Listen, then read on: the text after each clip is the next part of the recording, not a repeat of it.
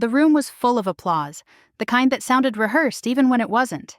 Cameras flashed, glasses clinked. My husband stood at the center of it all, smiling with the easy confidence of a man who believed the story had already been written in his favor. Beside him, the woman who now occupied my place leaned in just enough for the photographers to catch her profile. She looked calm, polished, inevitable. I was there too.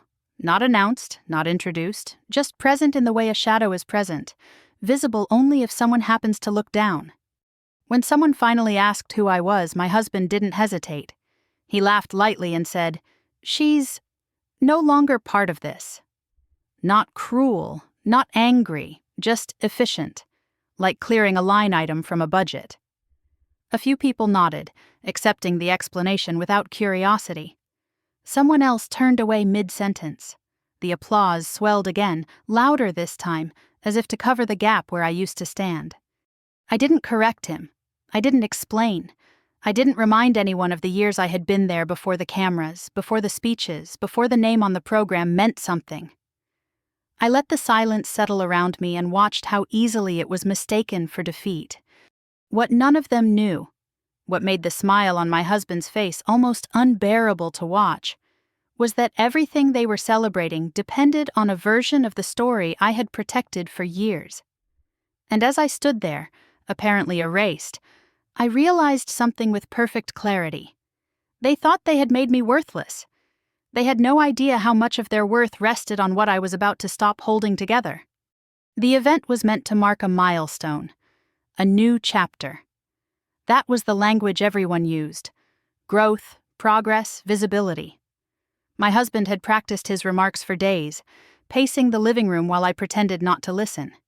He spoke about integrity and leadership, about the importance of trust. People leaned forward when he spoke, eager to believe him. The woman beside him, his new certainty, watched the crowd the way you watch an audience when you're sure the performance is landing. She wore a dress that photographed beautifully. She knew where to stand. She knew when to smile. I could see the relief in her posture, the quiet satisfaction of someone who believed the hardest part was over. I stood near the back, close enough to hear the praise, far enough to be ignored.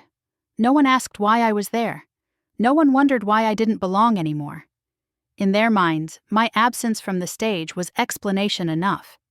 I had learned something about public moments long before that night. They don't belong to the people in them. They belong to the people watching. And the people watching that evening had already decided who mattered. My husband spoke my name only once, and even then it was indirect. A passing reference, a clarification that felt like an erasure. "That chapter is closed," he said, smiling as if closure were something you could declare unilaterally.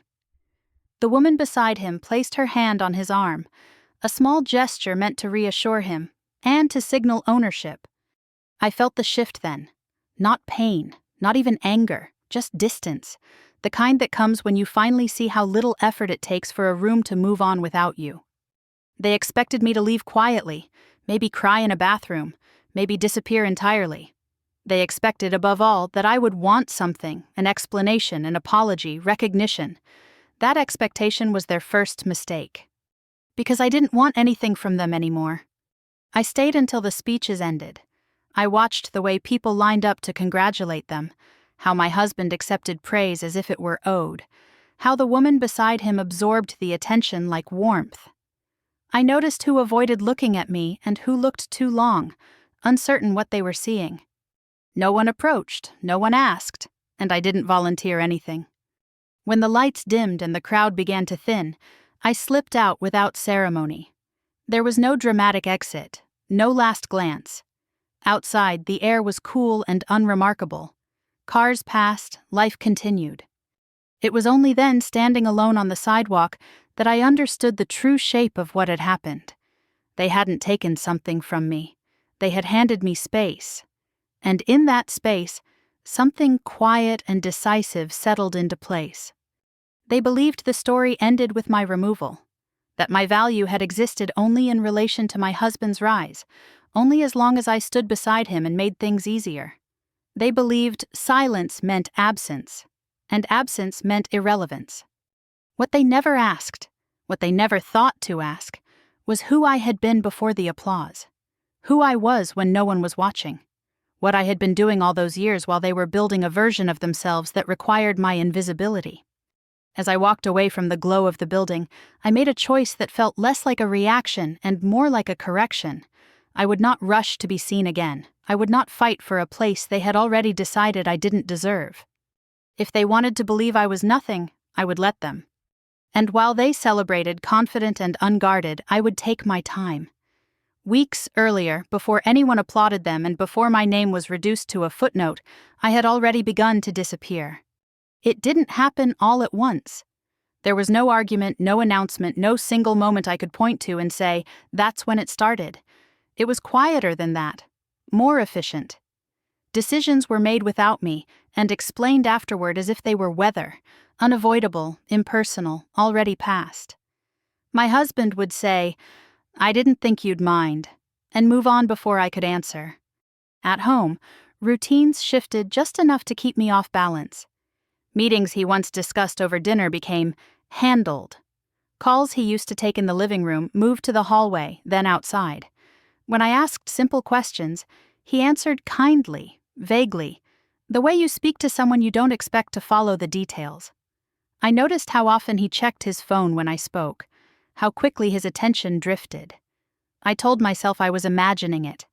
I told myself this was what long marriages looked like when life got busy. The first time I heard her name, it was framed as admiration. "She's sharp," he said, almost impressed with himself for knowing someone like her. "She understands how things work." He mentioned her again a few days later, then again the week after that, always in passing, always professionally. I didn't ask questions because there were, technically, none to ask. Nothing improper, nothing obvious. Just a presence that grew clearer every time mine felt less defined. People began to direct their attention differently. At dinners, questions that used to come to me were answered before I could speak. When plans were discussed, I was included as an afterthought, if at all. I noticed how easily others adjusted, how quickly they mirrored my husband's cues. It was unsettling, watching familiarity drain from a room without anyone acknowledging the loss. One evening we attended a small gathering with colleagues and friends. Nothing formal, just drinks and conversation. At some point, a topic came up that I had handled countless times before. I started to speak, only for my husband to cut in gently, smiling. "Actually, she doesn't deal with that anymore," he said. He said it like a clarification, like he was being helpful. The room laughed politely and moved on. I stood there, glass in hand, feeling the words settle into place. She doesn't deal with that anymore. No one looked at me to confirm. No one questioned the framing.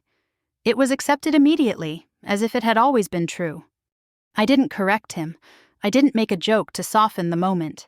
I didn't explain what I still did or why it mattered. I watched how easily a version of me I didn't recognize replaced the one I knew. In that silence, something important became clear. This wasn't carelessness. It was rehearsal. After that, the shifts came faster. Invitations arrived addressed to him alone.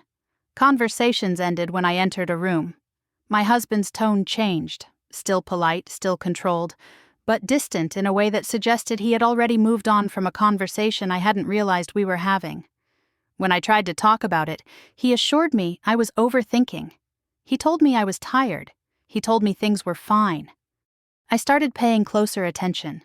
Not to him, but to the pattern. Who stopped calling first? Who followed his lead without hesitation? Who avoided my eyes? It wasn't just him deciding I no longer fit. It was everyone else agreeing, quietly, without asking why. There was a moment, not dramatic, not cruel, that sealed it for me. We were reviewing something together, something that affected both of us.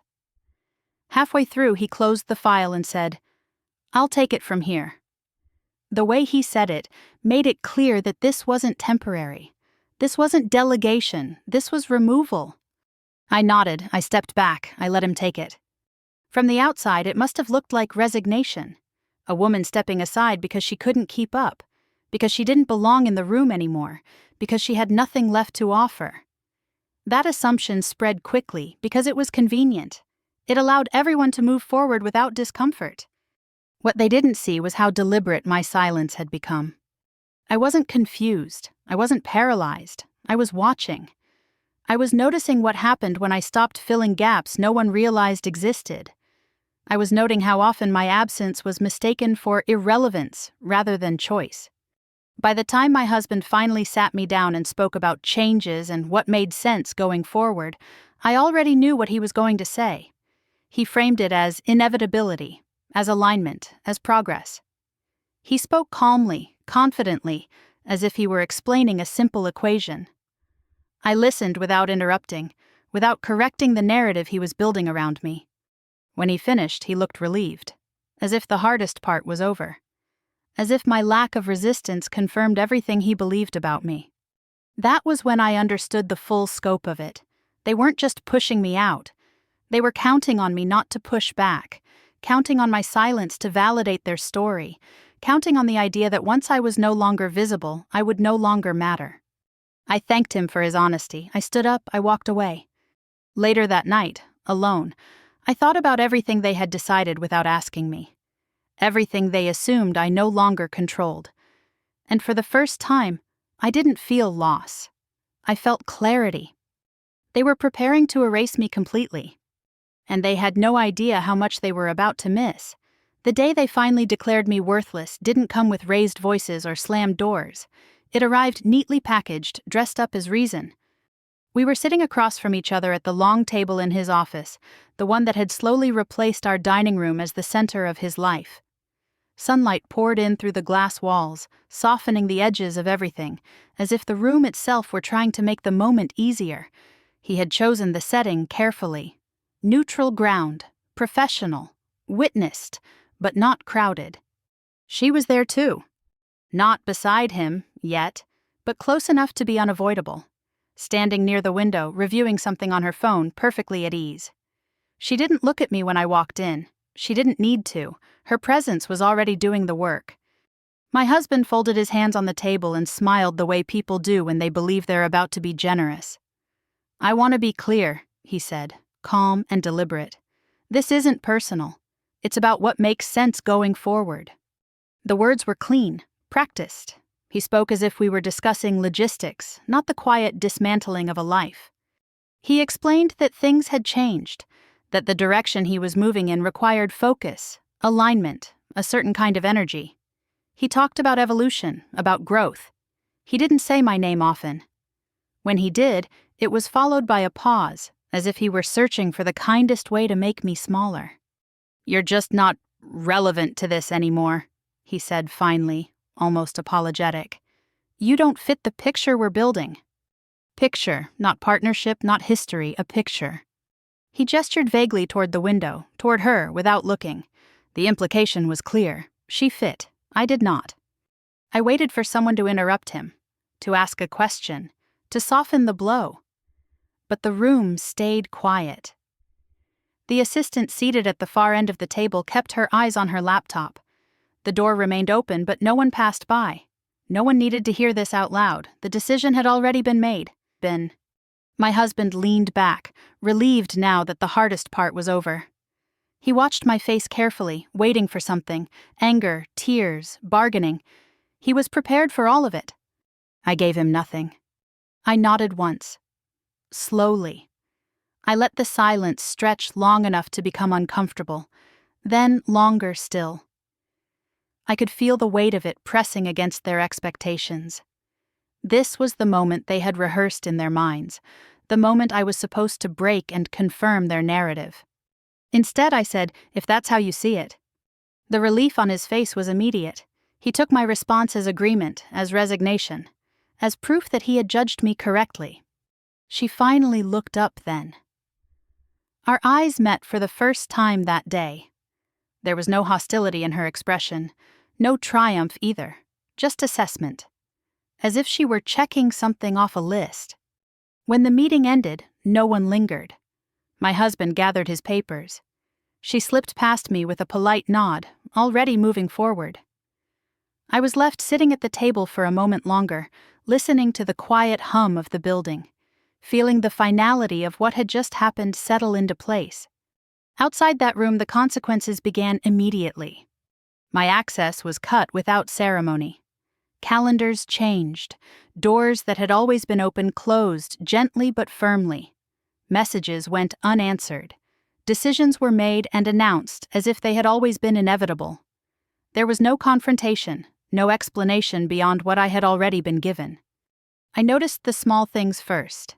My key card no longer worked. An email thread ended without including me.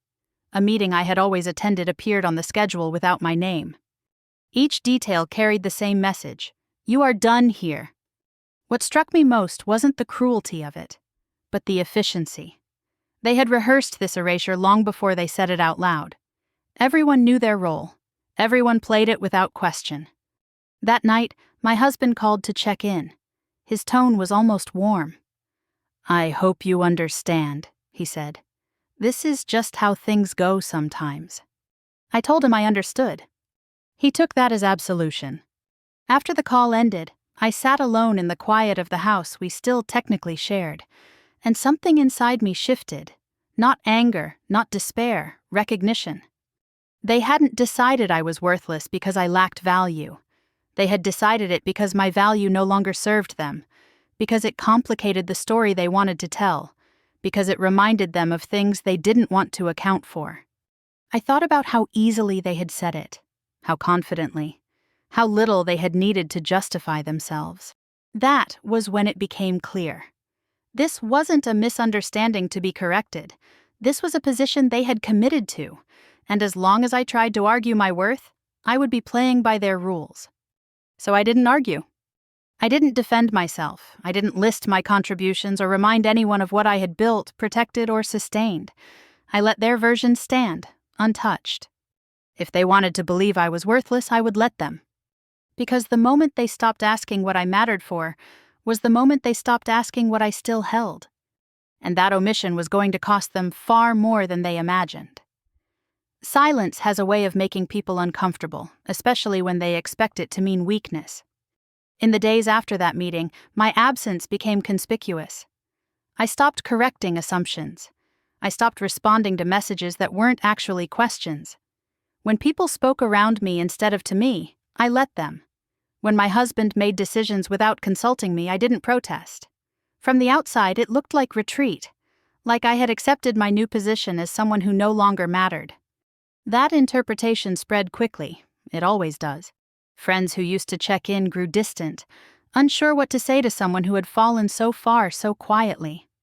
Colleagues adjusted their tone, careful not to ask questions that might force them to confront their own discomfort. My husband moved with a new ease, as if my silence had lifted a weight he hadn't realized he was carrying.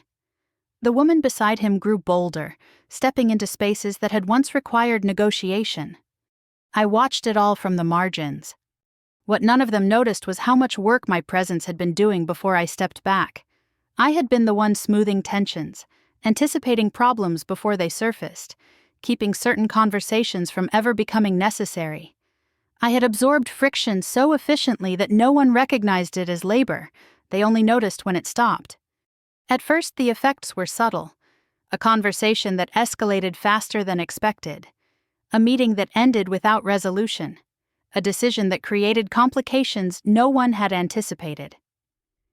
My husband complained about the inefficiency, the sudden resistance from people who used to cooperate without hesitation. "She's being difficult," he said one evening, referring to someone who had never been difficult before. "I don't know what her problem is." I almost smiled. Without me quietly translating, cushioning, reframing, people responded directly. They asked questions that didn't have easy answers. They pushed back where they used to defer. The system my husband relied on began to show its seams, not because anyone was sabotaging it, but because it had been designed with the assumption that I would always be there to catch what fell through. The woman noticed too, though she didn't name it. Her confidence wavered in small ways. She asked more questions. She double-checked decisions. She watched my husband more closely, as if trying to understand how much of what she admired had been borrowed. I said nothing. When people reached out to me privately, hesitant messages framed as concern or curiosity, I responded politely, briefly, without explanation. I didn't defend myself or correct the story they had been told. I let them fill in the gaps with whatever made them most comfortable. Silence, I was learning, invited projection. And projection revealed far more than confrontation ever could. My husband interpreted my restraint exactly as I expected he would. He told people I was handling things gracefully, that I understood my role had changed, that I wasn't bitter.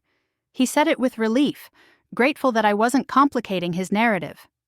He never asked what I was doing with all the space he assumed I had been given. The truth was, I was paying attention, not to him, not to her, but to the structure that had been built around them. I noticed which relationships were transactional and which were genuine. I saw how often praise replaced accountability, how easily admiration blurred into dependence. I recognized patterns I had once ignored because managing them had been my responsibility. Now, without that responsibility, I could see them clearly. There was a moment, a small one, that confirmed everything for me. We attended the same function, purely by coincidence. I stayed near the back, unobtrusive. My husband worked the room confidently, introducing the woman at his side as if she had always belonged there. People smiled, nodded, congratulated them. Halfway through the evening, a minor issue arose. Nothing dramatic. A scheduling conflict. A misunderstanding that needed quick clarification. Normally, I would have handled it before anyone noticed. This time, it lingered. Voices lowered. Expressions tightened. My husband glanced around, searching instinctively for someone who wasn't there anymore. For just a second, his eyes found me. He looked away immediately. The issue was resolved eventually, but not cleanly, not quietly. I watched the discomfort ripple outward, small but undeniable. I watched how quickly admiration cooled when certainty faltered. That was when I understood the true value of being underestimated. When people believe you are irrelevant, they stop guarding themselves around you. They stop calculating. They stop asking what you might know. They assume you are harmless. I didn't correct that assumption. I let it settle into place. At home, the distance between my husband and me grew more formal. Conversations became logistical, polite, empty. He treated me like a past chapter he didn't need to reread. The woman's presence became more overt, more integrated. She spoke with authority now, though sometimes she paused, uncertain, as if sensing something she couldn't quite identify. I remained calm, uninvolved, silent. Inside, however, something steady was forming. Not a plan, not yet, more like a map. An understanding of where the pressure points were, where the story relied on unspoken agreements and carefully maintained appearances. They believed my silence meant I had accepted their version of events, that I was licking my wounds somewhere out of sight, that whatever power I once had was gone with my position. What they didn't understand was that silence is only surrender when it's empty. Mine was not. As they moved forward, unguarded and confident, I stayed exactly where they least expected me to be, watching, waiting, and no longer holding together the world they were so eager to claim as their own. It started with a phone call that didn't go the way he expected. I was in the kitchen, the house quiet in that late afternoon lull when the day hasn't ended, but the noise has thinned. My husband's name lit up my phone. For a moment I considered letting it ring.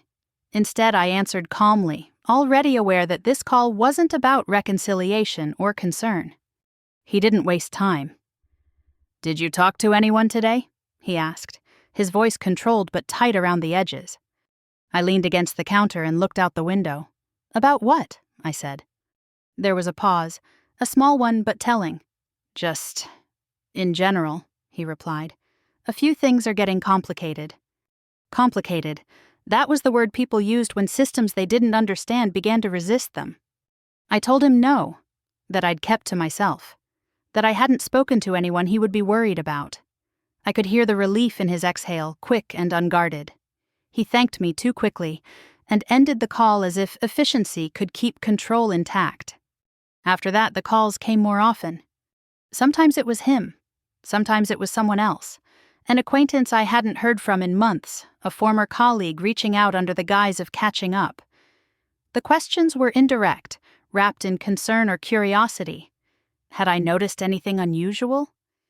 Did I know why certain conversations were suddenly harder? Did I have any insight into why things weren't moving the way they used to? I answered honestly, I didn't know. I hadn't been involved. I wished them well. What I didn't say was that I could see the shape of the problem clearly now. Without me absorbing tension, translating intent, smoothing egos, the machinery was grinding against itself. Small misunderstandings escalated. Old agreements were re-examined. Assumptions that had once gone unchallenged were suddenly questioned. The woman noticed it too. I could tell by the way she watched my husband when they thought no one else was paying attention. Her confidence no longer had the same easy rhythm. She spoke more carefully, asked more questions, smiled a fraction too late. She was realizing piece by piece that the authority she had stepped into came with expectations she didn't fully understand. One evening, my husband came home later than usual. He moved through the house restlessly, opening drawers he didn't need to open, pacing rooms without purpose. When he finally spoke, it was with forced lightness. "People are getting difficult," he said. "It's strange. They never were before." I looked up from what I was doing. "Maybe they're just asking questions," I said. He frowned. "Questions lead to delays." I nodded. "Sometimes they lead to answers." He didn't like that. I could tell by the way his jaw tightened, by how quickly he changed the subject. He wasn't looking for perspective. He was looking for reassurance, for the familiar sensation of the ground holding steady beneath his feet. I didn't offer it. The shift became visible to others soon after. Invitations stopped arriving with the same enthusiasm. Conversations ended sooner. Praise became conditional, followed by careful silence. Nothing dramatic, just a gradual cooling that no one could quite explain. At a small gathering, I overheard someone say, "He's not as easy to work with as I thought." Another replied, "I used to think everything just ran smoothly around him." I knew exactly why it had seemed that way. The woman attempted to assert herself more forcefully after that. She interrupted more. She pushed decisions through quickly, mistaking speed for authority. It only highlighted what was missing. People complied, but without conviction. They smiled, but their eyes stayed guarded. I remained on the periphery, unnoticed and underestimated. No one connected my withdrawal to the instability they were feeling. Why would they? They had already decided I no longer mattered. One night, my husband asked me something he hadn't asked in a long time. "Do you think I'm doing something wrong?" The question slipped out before he could stop it. For a moment, he looked almost like the man I had known years ago, uncertain, searching. I considered him carefully. Then I said, "I think you're doing exactly what you planned to do." That wasn't the answer he wanted. He nodded slowly, disappointed but unwilling to push. He still believed the problem was external, temporary, fixable with the right adjustment, the right person, the right narrative. He didn't understand yet that the foundation he was standing on had been supported by something he no longer had access to. The woman tried to engage me directly not long after that. It happened in passing, a polite question framed as civility. "You've been very quiet," she said, watching my face closely. "I hope everything's okay." I met her gaze. "I'm fine," I replied, and I was. She smiled, but it didn't reach her eyes. She was beginning to sense what my husband couldn't yet articulate, that silence doesn't always mean absence. Sometimes it means recalibration. By then, the pattern was undeniable. The more they struggled to maintain control, the more obvious it became that something essential was missing. Not a title, not a role. A stabilizing force they had never acknowledged because acknowledging it would have complicated their sense of superiority. I didn't need to expose anything. I didn't need to confront anyone. Their world was already adjusting to my absence in ways they couldn't reverse.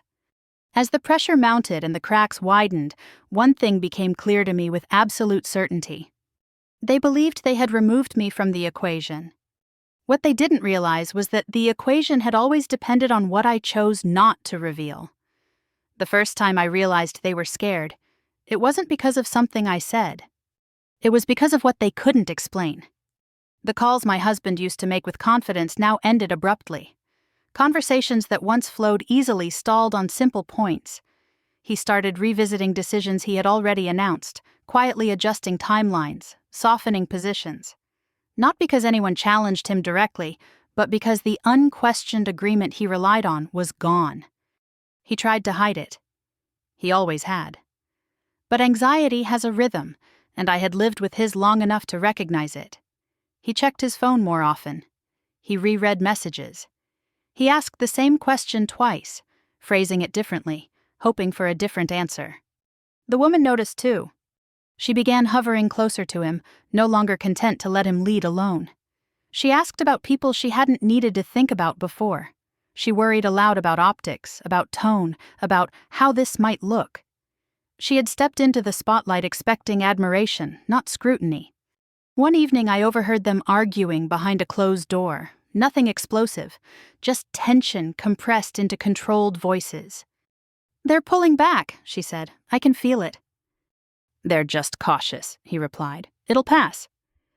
"But why now?" she pressed. That question hung in the air longer than either of them wanted. Why now? They couldn't answer it because the answer would have required acknowledging something they had already dismissed. It would have meant admitting that stability had not been automatic, that influence had not been self-generated, that something they had removed had been quietly holding things in place. They began looking for a reason elsewhere. My name surfaced in conversations again, cautiously at first. "She wouldn't," my husband said once, trailing off.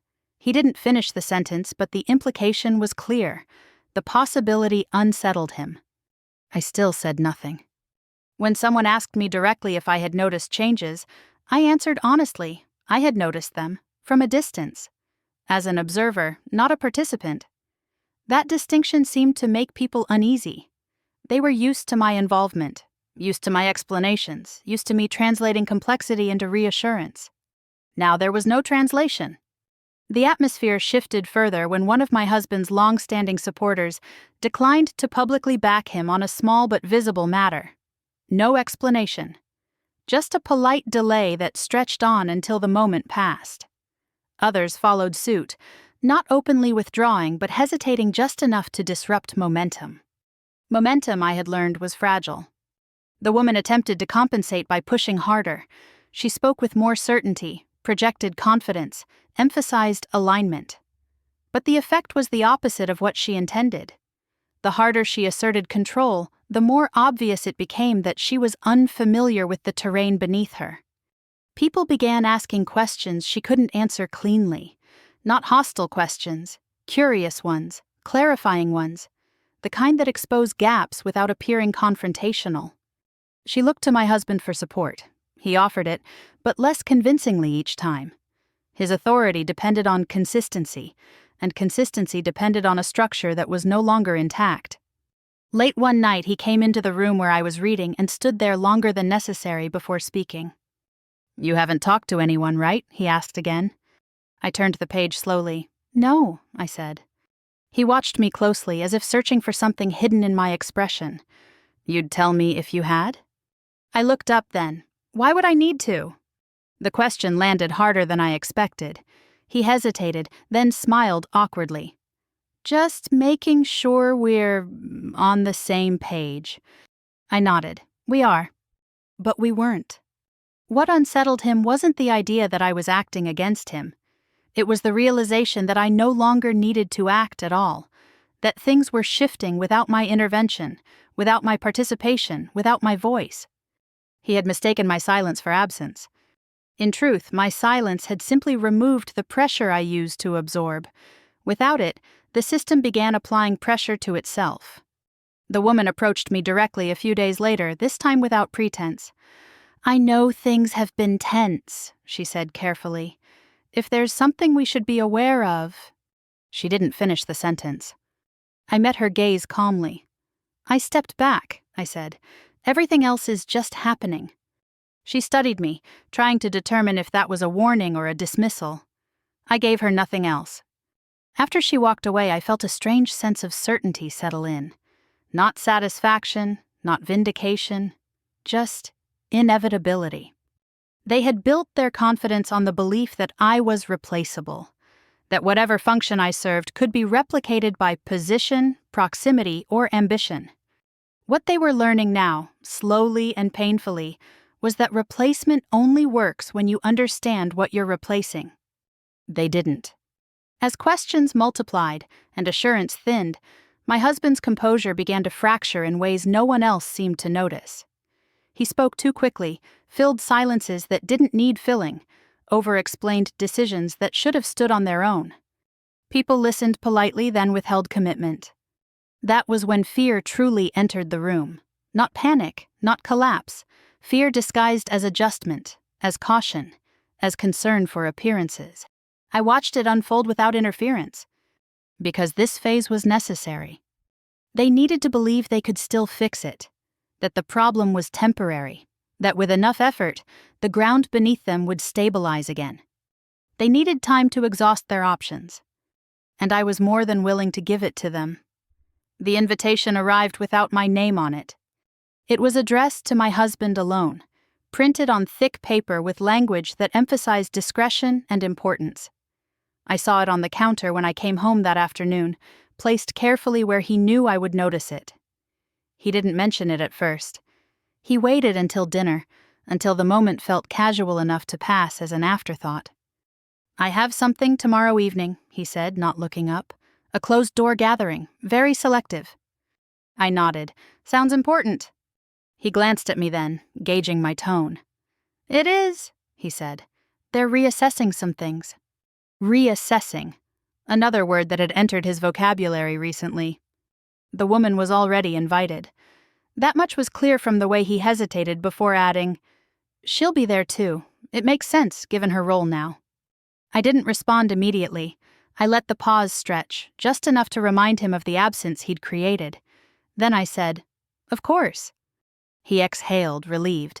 He had grown accustomed to my agreement, to the way I no longer complicated his choices. He mistook that for support. The next evening, he left early, dressed carefully, rehearsing the version of himself he needed to present. The woman joined him at the door, polished and composed, her confidence restored by the promise of relevance. She glanced at me briefly, unreadable, then turned away. I stayed home. While they gathered behind closed doors, I thought about the structure of these moments, how decisions were framed as conversations, how power disguised itself as consensus. I knew the rhythm of it well. I had navigated those rooms before, often without recognition, ensuring outcomes that never bore my name. This time I wasn't there to do that work. The gathering didn't go the way they expected. I knew it before my husband even came home. The signs were subtle but familiar. He returned later than planned, jacket draped over his arm, movements sharp with restraint. He didn't speak immediately. He poured a drink he didn't finish. "They asked questions," he said finally. I looked up from where I was sitting. "That's usually what happens." "These weren't routine," he replied. "They were specific." He didn't elaborate, but he didn't need to. I could hear it in his voice, the discomfort of being asked to account for things he had always taken for granted. The woman hovered nearby, unusually quiet, her earlier confidence replaced by calculation. "They want assurances," she added. "Clarity." Clarity. The word hung between us like an accusation. "About what?" I asked, genuinely curious. They exchanged a glance. It was brief, but telling. My husband spoke first. "About alignment, about continuity, about who's actually managing what." Managing what? The question they had avoided naming. I nodded slowly. That makes sense. Neither of them seemed reassured by my calm. My husband frowned. "You don't seem surprised." "I'm not," I said. He studied me then, more carefully than he had in weeks. "Do you know something we don't?" The question slipped out before he could stop it. The room went still. I met his gaze evenly. "I know what I used to manage," I said. "And I know what I don't anymore." That answer unsettled them more than any accusation could have. Over the next few days, the fallout became harder to ignore. Follow-up meetings were postponed, decisions were delayed pending further review. Support that had once been automatic became conditional, dependent on explanations that never seemed sufficient. The woman attempted to reassert control. She scheduled calls, drafted statements, emphasized transparency, but transparency, when introduced too late, only highlights what was previously obscured. People began reaching out to me again, cautiously, indirectly, not to accuse, to understand. They framed their questions as curiosity, as concern for stability. I answered politely, without detail. I confirmed nothing, denied nothing. That neutrality made them uneasy. My husband grew restless. He spoke of miscommunications, of external pressures, of people suddenly changing their expectations. He never considered that the expectations had always been there, that I had simply been meeting them quietly. One evening, he confronted me more directly than before. "If there's something you're holding back," he said, "this would be the time to say it." I looked at him for a long moment. "I'm not holding anything back," I replied. "I'm just not holding things together anymore." He didn't respond. The woman avoided me after that. Not out of fear exactly, but uncertainty. She had built her confidence on visibility, on proximity to power. Now that power was being questioned, and she didn't know how to stabilize it without exposing herself. What neither of them understood yet was that this phase, the questions, the delays, the quiet withdrawal of trust, was not the collapse. It was the preparation. The structure they relied on was being examined for the first time. Assumptions were being tested, roles were being scrutinized, and without me smoothing the process, the examination was thorough. They believed the gathering had been an anomaly, a temporary challenge to overcome. I knew better. When people who have always believed in your image start asking how it's maintained, they are no longer invested in preserving it. They are preparing for what comes next. And so was I. By the time they realized the story was shifting, they were already behind it. It wasn't announced. There was no public statement, no dramatic turning point anyone could point to. It showed up in smaller ways first, the kind people only notice when they're already uneasy. A delayed endorsement. A partnership quietly put on hold. A meeting that ended with polite smiles and no next steps. My husband talked about it constantly, though never directly. "Things are more complicated than they used to be," he said one morning, staring into his coffee as if the answer might be waiting there. "People want more reassurance." Reassurance, the thing I used to provide without being asked. The woman tried to frame it as growth pains. She spoke about transitions, about recalibration. She told him this was normal when visibility increased, but even she sounded unconvinced. Confidence, when repeated too often, becomes an argument rather than a fact. I watched them move through this phase with a kind of detached clarity. They were trying to fix the surface without understanding what had supported it underneath. They adjusted language, changed tactics, brought in consultants who asked the wrong questions because they didn't know where the real pressure points were. I did. People began reaching out to me more openly then. Not to conspire, not to gossip, to understand context. They asked about timelines, about decisions that had never been documented because they had been handled quietly, informally, by me. They didn't accuse my husband of misrepresentation, they simply noticed gaps. I answered carefully, truthfully, but incompletely. I explained my former role without embellishment. I clarified processes without assigning blame. I never suggested that anything had been hidden intentionally. I didn't need to. When people discover that stability depended on something they can no longer access, they draw their own conclusions. My husband sensed it before he could articulate it. His irritation sharpened. He grew defensive in conversations that didn't warrant it. He filled silences too quickly, offered explanations before they were requested. People listened, nodded, then followed up later with me. He noticed. He just didn't know what to do about it.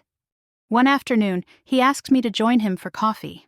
The request itself felt strange, almost formal, as if we were negotiating unfamiliar territory. We sat across from each other in a public place, both careful, both aware of how visible we were. "I feel like you're being consulted," he said finally. I stirred my drink slowly. "People ask questions." "About what?" "About how things used to work." He frowned. "And what do you tell them?" "The truth," I said, "that I'm no longer involved." He studied my face, searching for something, guilt, perhaps, or satisfaction. "You could reassure them," he said. "Help clarify." I met his gaze evenly. "That would require involvement." He didn't push further. He couldn't. To ask me to step back in would have meant acknowledging that stepping me out had consequences. The woman tried a different approach. She reached out under the guise of civility, suggesting we talk, clear the air. We met briefly, her posture composed but guarded. She spoke about collaboration, about moving forward without friction. "I don't want there to be misunderstandings," she said. "There aren't," I replied. She hesitated. "People seem confused." "Confusion happens when assumptions are exposed," I said. She smiled tightly, as if unsure whether she'd just been warned or dismissed. The shift became more visible after that. Support didn't vanish, but it thinned. People stopped offering unconditional praise.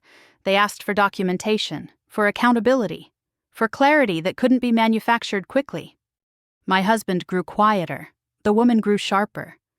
The difference in their responses created tension neither of them acknowledged directly. He wanted restoration. She wanted control. Neither of those things addressed the underlying issue. And still, no one publicly blamed me. That was the part that surprised them the most. They had expected resistance, accusations, a reaction they could point to and discredit. Instead, there was only absence. And absence, when examined closely, tells its own story. At an event weeks later, I attended quietly, unannounced. Not as a statement, simply because I had been invited. I watched from the edge as my husband navigated conversations with forced ease. People smiled, but their eyes lingered elsewhere. Questions were asked carefully, politely, but with an undercurrent of evaluation. At one point, someone turned to me and said, "You used to handle these transitions beautifully." I nodded. I did. They glanced toward my husband, then back at me. Nothing else needed to be said. The woman noticed the exchange. I could see it in the way her shoulders tightened, in the way she repositioned herself closer to my husband. She was beginning to understand that visibility without substance attracts scrutiny. That night, as we left separately, my husband caught my arm briefly. "This isn't what I wanted," he said under his breath. I looked at him calmly. "It's what you chose." He released me without responding. By then, the preparation phase was nearly complete. The questions had accumulated. The delays had set expectations. The confidence others once placed in image alone had shifted toward something more cautious. They still believed there was time to fix it. What they didn't realize was that the story was no longer theirs to control. It was being rewritten quietly, piece by people who had finally started asking the right questions. And I was no longer protecting them from the answers. The moment everything turned was not loud. There was no announcement, no accusation, no dramatic confrontation that could be replayed later and argued over. It happened in a room filled with people who had decided, quietly and independently, that certainty was no longer something my husband could offer. I arrived early, as I always did. Old habits die slowly. The room was neutral, deliberately so. Glass, wood, soft lighting meant to suggest transparency without actually providing it. My husband arrived a few minutes later with the woman beside him. They looked composed, prepared, almost relieved to finally be addressing the situation. I took a seat near the end of the table, not hidden, not central, exactly where someone irrelevant was expected to sit. The conversation began politely, updates were shared, timelines reviewed, language remained careful, professional. My husband spoke confidently at first, leaning on phrases he had used successfully for years: vision, alignment, forward momentum. Then the questions started. They weren't hostile. That was the most unsettling part. They were calm, methodical, precise. Requests for clarification, requests for confirmation, requests for documentation that had never been required before. My husband answered smoothly at first. He always did. He had built his reputation on that ability. But after the third question, his rhythm faltered. He circled back to earlier points, repeated himself with slightly different phrasing, tried to move on before the answer was complete. Someone interrupted gently. "Before we proceed, could you clarify how that process was managed previously?" He paused. "That responsibility shifted," he said carefully. "We've streamlined. Another voice followed. Streamlined how? He glanced briefly in my direction before looking away. It was instinctive, not intentional. He didn't realize he had done it. The woman stepped in then, her voice confident, assertive. She spoke about optimization, about restructuring, about her role in ensuring continuity. She spoke well, but she spoke in abstractions, and abstractions, when placed under scrutiny, tend to dissolve. A man across the table leaned back in his chair and folded his arms. Who handled stakeholder coordination during the transition? The room went quiet. My husband answered too quickly. We did. Individually or through a designated point? The man asked. Another pause. I felt it then. The shift. Not panic, recognition. The collective realization that something essential had been assumed rather than understood. Someone turned toward me, not dramatically, not accusingly, just a glance, curious, evaluative. You were involved in those transitions before, weren't you? They asked. The question wasn't framed as a challenge, it was framed as fact. I nodded once. I was. My husband stiffened. The woman's posture changed, subtle but unmistakable. What was your role? Another person asked. I answered calmly, evenly. I described responsibilities, processes, relationships. I spoke only about what I had done, not what anyone else had failed to do. I didn't raise my voice. I didn't emphasize impact. I simply outlined reality. As I spoke, I could feel the room recalibrating. Not because of what I revealed, but because of how much had depended on it. No one accused my husband of deception. No one questioned his intentions. They didn't need to. The truth was unfolding on its own, exposing the gap between image and infrastructure. So, someone said slowly, those functions are no longer being managed in that way. No, I replied, they're not. Silence followed, heavy, thoughtful. The woman tried to reassert control, but the momentum had shifted. Questions redirected. Attention redistributed. The conversation moved forward, but not in the direction my husband had expected. When the meeting ended, there was no verdict, no declaration, just a series of next steps that did not include automatic trust. People gathered their things quietly. Some avoided eye contact, others nodded politely. A few lingered, exchanging low-voiced comments that didn't reach us but didn't need to. My husband stood rigid, his composure intact but strained. The woman leaned in, whispering something urgent, something meant to reassure. He didn't respond immediately. I collected my notes, habit again, and stood. As I moved toward the door, someone touched my arm gently. Thank you for the clarity, they said. I nodded. Of course. Outside, the air felt different, lighter, not because I had won anything, but because I no longer needed to hold anything up. My husband caught up to me a few steps away. You didn't have to do that, he said quietly. I met his eyes. I answered a question. You knew what would happen, he said. Yes, I replied. I did. The woman joined us, her expression tight. This didn't need to be handled that way, she said. There wasn't a way, I said calmly. There was only what was true. Neither of them argued. There was nothing left to argue against. That was the moment they finally understood. Not that I had power, but that I had always been the thing that made theirs believable. And now, without confrontation or spectacle, that belief had begun to dissolve. They watched me walk away, not defeated, not triumphant, just finished. Behind me, the structure they had relied on stood exactly as it was. Only now, everyone could see what was missing. The fallout didn't arrive all at once. It moved slowly, deliberately, the way credibility leaves a room, without announcement, without noise, but without return. The days after that meeting were filled with polite distance. Emails came back shorter, calls went unanswered longer, decisions that once took hours now stretched into weeks. Nothing was officially wrong. Nothing had to be said out loud.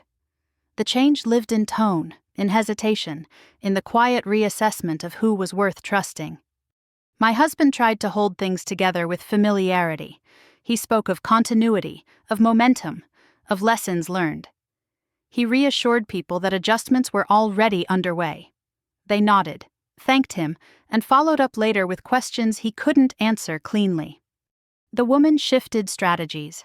She emphasized structure, documentation, oversight. She proposed frameworks that looked impressive on paper but lacked the relational foundation that had once made things move smoothly. People listened, but they no longer deferred. They evaluated. At home, the atmosphere changed in ways neither of them seemed prepared for. My husband grew withdrawn, irritable in small bursts he quickly suppressed. He spent hours staring at his laptop without typing, rereading messages as if the words might rearrange themselves into reassurance. One night he asked me something he hadn't asked since before everything unraveled. "Do you think this is temporary?" he said. I looked at him for a long moment. "I think it's cumulative," I replied. He didn't like that answer, but he didn't challenge it either. The woman became more restless. She checked her phone constantly, responded to messages instantly, followed up on conversations that hadn't required follow-up before. Her confidence had turned brittle. She smiled less easily. She watched people more closely. They began to turn on each other without fully realizing it. Small disagreements escalated. Decisions were questioned. The unspoken alignment they once relied on began to fracture under pressure. Each of them believed the other was mishandling something essential. Neither could admit how much of that something had never belonged to either of them alone. Publicly, they maintained appearances. They attended events together, posed for photos, spoke about partnership and resilience. But the warmth was gone. People noticed, not because of anything dramatic, but because authenticity is difficult to fake under sustained scrutiny. Privately, the tension seeped into every interaction. My husband blamed external forces. The woman blamed execution. Both avoided the possibility that the foundation itself had been misjudged. I stayed out of it. When people reached out to me, I remained consistent. I clarified facts when asked. I declined to speculate. I never framed events as betrayal or failure. I let others draw their own conclusions. That restraint did more damage to their image than any accusation could have. At one point, a longtime supporter of my husband requested a private conversation with him and the woman. I wasn't invited, and I didn't expect to be. The meeting ended abruptly. No summary was shared. No reassurance followed. After that, the narrative shifted again. Opportunities once taken for granted were suddenly no longer the right fit. Invitations were rescinded quietly. Endorsements softened into neutrality. People who had once praised my husband's leadership began speaking instead about risk management. Risk. That word appeared everywhere now. My husband tried to adapt, to reframe his role, to present himself as self-correcting. But self-correction only works when trust remains intact. Once trust begins to erode, every adjustment reads as reaction rather than intention. The woman sensed it slipping faster than he did. She pushed for decisive action, for visible moves meant to demonstrate control, but each move drew more attention to the instability beneath. One evening, they argued openly for the first time in front of me. "This wouldn't be happening if you had listened earlier," she said. "To what?" he snapped. "Your instincts?" "At least I'm trying to fix it," she replied. I watched them from across the room, calm, distant, detached. They stopped when they realized I was there. Neither apologized. Later that night, my husband knocked on the door of the room I had begun using as my own. "I didn't expect it to go this way," he said quietly. I nodded. "Most people don't." He hesitated. "You could have stopped this." I looked at him steadily. "I stopped doing that." He absorbed that in silence. By then, the consequences were unavoidable. Not catastrophic, not ruinous, but permanent. The kind of damage that doesn't make headlines but reshapes trajectories. People moved on, slowly, carefully. They didn't denounce, they didn't condemn. They simply withdrew the benefit of the doubt.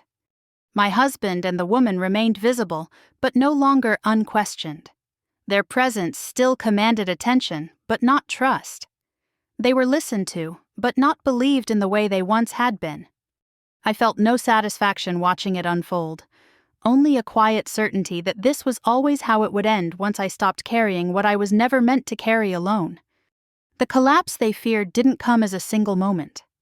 It came as a realization. They had built their future on a version of the past they no longer had access to.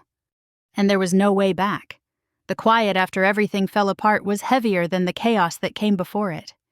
There were no more urgent calls, no frantic explanations, no last-minute attempts to reframe what had already been seen. The noise that once filled their days, meetings, reassurances, carefully chosen words, thinned into something brittle and uncertain. What remained was the slow recognition that nothing was chasing them anymore, because there was nothing left to outrun. I noticed it first in the pauses, the way my husband lingered over simple decisions, unsure which version of himself people still recognized. The way the woman checked her phone less often, no longer expecting validation to arrive on demand. Their world hadn't collapsed. It had narrowed. People responded differently now, not with hostility but with caution. Conversations became transactional, stripped of warmth. Invitations were extended with conditions. Praise was replaced with polite neutrality. The kind of attention that once made them feel powerful faded into something colder and more evaluative. They had lost the benefit of the doubt. At home, the shift was unmistakable. My husband moved through the house as if it no longer belonged to him. He avoided certain rooms, certain hours. He spoke less, not because he had nothing to say, but because he no longer trusted how it would be received. Confidence, once automatic, now required rehearsal. Now. The woman changed too. Her sharpness dulled into calculation. She weighed her words carefully, measured her reactions. She had built her certainty on admiration, and without it, she seemed unsure where to stand. The ease she once carried herself with was gone, replaced by something more fragile. They began to turn inward. Small disagreements surfaced where alignment had once been assumed. My husband accused her of pushing too hard, of drawing attention at the wrong moments. She accused him of hesitating, of clinging to a version of authority that no longer existed. Neither of them said my name, but it hovered between them, unspoken and undeniable. I stayed apart from it all. I reclaimed pieces of my life quietly, without announcement. Mornings belonged to me again. Decisions were mine alone, made without justification. I rebuilt routines that didn't orbit around anyone else's expectations. There was relief in the simplicity of it, in the absence of constant vigilance. For the first time in a long while, my attention was no longer divided. There was an unexpected encounter one afternoon that crystallized everything. I ran into my husband by chance, weeks after we had stopped speaking regularly. The setting was ordinary, public, impossible to dramatize. We stood across from each other, two people who knew each other too well to pretend otherwise. He looked at me differently then, not with resentment, not with superiority, with something closer to recognition. "I didn't see it," he said quietly. I didn't ask what he meant. I didn't need to. He hesitated, as if weighing whether he was allowed to say more. "You were holding more together than I realized." I nodded once. "I know." There was no apology, no attempt to negotiate the past, just a shared understanding that whatever acknowledgement came now was too late to matter in the way he wanted it to. The woman never spoke to me again. We passed each other once, briefly. Her expression wasn't hostile. It was guarded, distant. She saw me clearly then, not as an obstacle or a threat, but as a variable she had never accounted for. They had believed I was the problem to be removed. It took them far too long to realize I had been the reason things worked at all. As their world settled into its new shape, I felt no urge to watch it closely. Their consequences no longer belonged to me. What mattered was the clarity that had come from stepping away, from refusing to carry what was never mine to begin with. They had lost more than status or admiration. They had lost the illusion that their power was inherent, that it existed independent of the people who supported it quietly, invisibly. I didn't need to take anything from them. I didn't need to expose or punish or reclaim. All I had done was stop holding things together. And once that happened, everything else followed naturally. By the time they understood what had changed, I was already somewhere else, untangled, steady, and no longer defined by the space they had pushed me out of. What they lost wasn't me. It was the version of themselves that believed they could discard what they never truly understood. Time has a way of returning things to their proper scale. Months after everything unraveled, my life settled into a rhythm that no longer reacted to anyone else's expectations. Mornings were quiet. Decisions were small and deliberate. I no longer measured my worth against rooms I wasn't invited into or conversations that ended when I arrived. What surprised me most was not the relief, but the steadiness. The absence of constant tension revealed how much of my energy had once been spent bracing for impact. I stopped thinking about value as something assigned. For years, it had been defined for me by usefulness, by how well I smoothed conflicts, protected reputations, and made difficult situations appear effortless. When that framework collapsed, I understood how conditional it had always been. The moment I was no longer convenient, I was labeled expendable. Not because I lacked worth, but because my worth had never been acknowledged as mine. That realization didn't make me angry, it made me precise. Without the need to prove anything, I began choosing differently. I chose conversations that didn't require translation. I chose work that recognized contribution without demanding invisibility. I chose to let silence exist without filling it for the comfort of others. Each choice felt small, but together they rebuilt something fundamental, a sense of self not contingent on approval. I heard updates about my husband and the woman occasionally, always secondhand. Their lives continued, of course. They adapted, they adjusted, but the certainty that once followed them had thinned. People listened more carefully now. Commitments came with conditions. Admiration had been replaced by evaluation.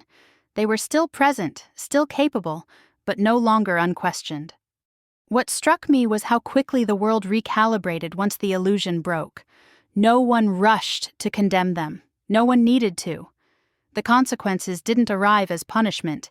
They arrived as distance. A step back here, a pause there, a reluctance that didn't require explanation. In time, even they seemed to understand that what had been lost wasn't status, but trust, the kind that grows quietly and disappears all at once. I thought often about how easily silence is mistaken for surrender. How many times I had been underestimated because I didn't announce my intentions. People assumed that if I wasn't arguing, I had nothing to stand on. They never considered that restraint could be a form of control, or that stepping aside could reveal more than pushing forward ever would. The truth is, I didn't take anything from them. I didn't expose secrets or demand restitution. I didn't need to. I simply stopped carrying what they had come to rely on without acknowledging. When that support vanished, the structure had to answer for itself. It couldn't. That was the lesson I kept coming back to. Not about revenge, but about clarity. About how power often borrows credibility from those it overlooks. About how dignity doesn't need to be defended loudly to be real. And about how walking away, when done deliberately, can be the most decisive act of all. If there's one thing I know now, it's this. Being called worthless says nothing about your value and everything about the limitations of the person doing the measuring. The moment you stop accepting their scale, the numbers lose meaning. I didn't rebuild my life to prove them wrong. I rebuilt it because it was mine to rebuild. The rest followed naturally. If this story resonated with you, if you've ever been underestimated, sidelined, or quietly erased, I'd love to hear your thoughts. Share your experience in the comments. Your voice might be the one someone else needs to read tonight. And if you want more stories like this, stories about quiet strength, hidden power, and justice that doesn't need shouting, stay here with me. Subscribe to the channel and keep listening. There's always another story where appearances hide the truth, and sometimes the most important ones are the ones told softly. Thank you for being here.